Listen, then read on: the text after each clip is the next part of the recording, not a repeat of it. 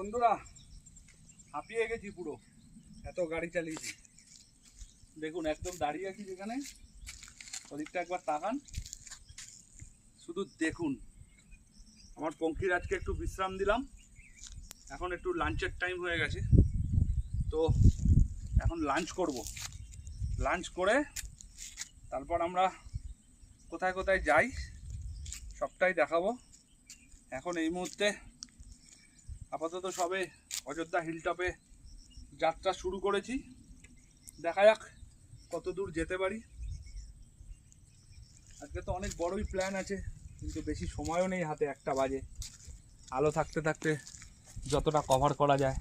পাহাড়টা দেখুন, সাদা পাথরের পাহাড়, কতটা সুন্দর দেখুন।